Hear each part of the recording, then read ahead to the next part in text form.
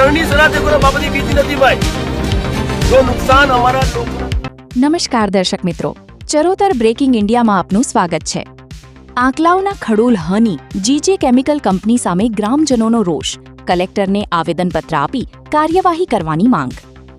આણંદ જિલ્લાના આંકલાવ તાલુકાના ખડોલ હ ગામમાં આવેલી જીજે કેમિકલ કંપની સામે પર્યાવરણ અને આરોગ્યને નુકસાન પહોંચાડવાના ગંભીર આક્ષેપો સાથે ગ્રામજનોએ અવાજ ઉઠાવ્યો છે.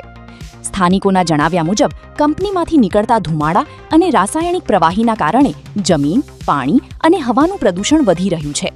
ખેડૂતો પાકની ગુણવત્તામાં ઘટાડો, પશુઓમાં વિવિધ બીમારીઓ તેમજ બાળકો અને વૃદ્ધોમાં શ્વાસની તકલીફ, આંખમાં બળતરા અને માથાના દુખાવા જેવી સમસ્યાઓ વધી હોવાનો દાવો કરી રહ્યા છે.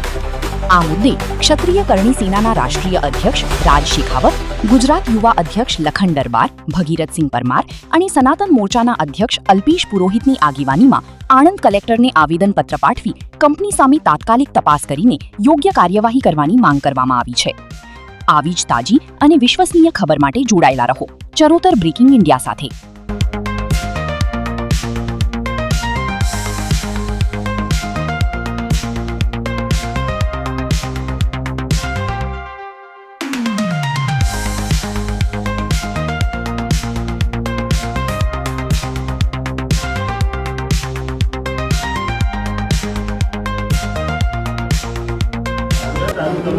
નવી કેમિકલ ઇન્ડસ્ટ્રી સ્થાપવાની કોઈ મંજૂરી છે ક્વોલિટી કેમિકલ કંપની. અત્યારે બધી કેમિકલ કંપનીઓ સિસ્ટમ પખાજનને ભરૂચ જિલ્લામાં છે. હવે આ જગ્યા પર જે ખડોલ ગામ છે, ખડોલ ગામમાં કેમિકલ વાપરવાની પરમિશન પહેલી વાત છે. એ આખો કૃષિ વિસ્તાર છે. હવે ત્યાં આગળ કોઈ જીઆઈડીસી નથી, કશું નથી, તો કેમિકલ આ HCLનું ટેન્કર. હવે આને પરમિશન શેની મળી છે મોટો પ્રશ્ન. કારણ કે શરૂઆતમાં શું થયું હતું? શરૂઆતમાં શું દિવેલી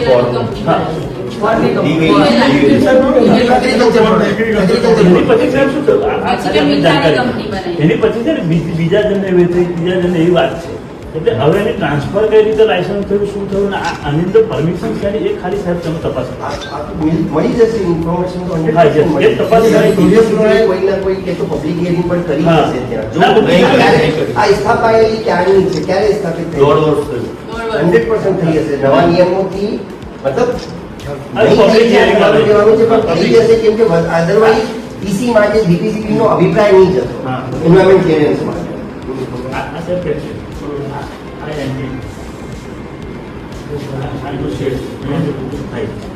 નોઇઝ પોલ્યુશન સાહેબ છે.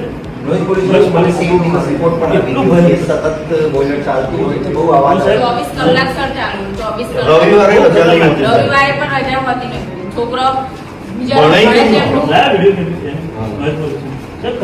નોઇઝ એટલો બધો ભયંકર આવે છે. હું સાહેબ વડોદરા રહું છું. મારી આજુબાજુ ઘરની આજુબાજુ રિફાઇનરી, જીએસએફસી, નંદેસી બધી કંપનીઓ છે. મેં મારા જીવનમાં નહીં સાંભળતો એટલો ભયંકર અવાજ. બાળકો અભ્યાસ જ ના કરી શકે. આ 24 કલાક આવા કે તો આ લોકોની ઈસીમાં તો હશે પણ સર આ લોકો હેતુ જે આપણે ઈસીના બધા કન્ડિશન્સ તો વાયોલેટ થયા હશે, વરના તો ક્યાં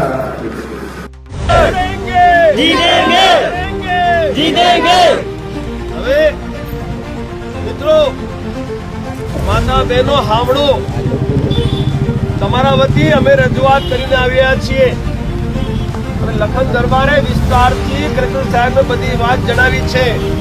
તમારી જે બહેનો છે એમણે પણ રજૂઆત કરી છે. એટલે અમે રજૂઆત બહુ સરસ કરીને આવ્યા છે. કલેક્ટર સાહેબે તમારી રજૂઆત સાંભળી છે અને વિસ્તારથી છે ને, હું લખન દરબારને કહું છું, તમને વિસ્તારથી આખી વાત જણાવો છે કે ત્યાં અમે શું રજૂઆત કરી. લખન દરબાર તમે જણાવો શું રજૂઆત કરી આપણે.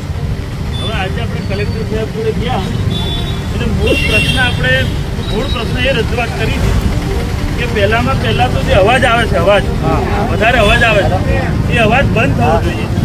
અને ત્યાં આગળ કેમિકલની જે ટેન્કરો આવે છે, કેમિકલનો ઉપયોગ થાય છે, એ કેમિકલનો ઉપયોગ બંધ થવો જોઈએ. બીજી બાબત કે પ્રદૂષણ જે બધી ચીમનીથી વધારે થાય છે એ બંધ થવું જોઈએ. અને આને કઈ પરમિશન આપી છે, ખરેખર આની ફેક્ટરી ક્યાંની છે, એની પરમિશન કેવી રીતે આપી છે એ જાણકારી મેળવી છે. મૂળ બાબત એક જ છે કે તમને તકલીફ મૂળ શું છે. એક તો અવાજ આવે છે, પહેલો પ્રશ્ન બરાબર છે. અવાજનો વિડીયો આપણે ત્યાં બતાવ્યો સાહેબ કે આટલો બધો અવાજ આવે છે. એટલે એ અવાજનો પહેલો મુદ્દો. બીજો મુદ્દો એ છે કે કેમિકલની ફેક્ટરી ત્યાં ના હોવી જોઈએ. બરાબર છે ગમે તે હા. જો બીજી કોઈ ફેક્ટરી ચાલે તો આપણાથી ના પડાય. એ વાત.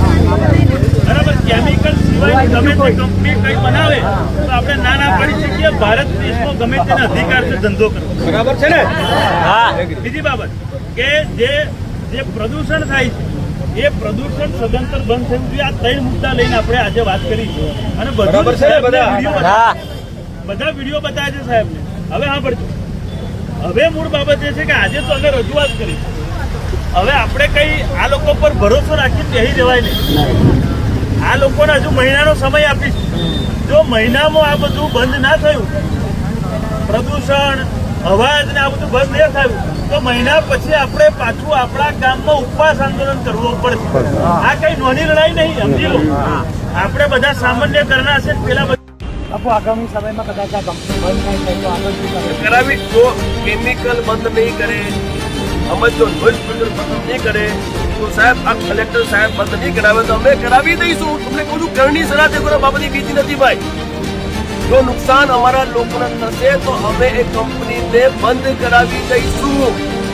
અમે અત્યારે પણ હું કહું છું અમે કંપની બંધ કરવા માટે નથી કહેતા, પરંતુ કેમિકલ હશે ત્યાં નોઈઝ પોલ્યુશન હશે તો કંપની અમે ચાલવા નહીં દઈએ. આ બંધ નહીં કરે તો અમારી જિમ્મેવારી આ ગામજનોનો વિશ્વાસ અપાવું છું કે સાહેબ કંપની ચાલવા નહીં દઈએ.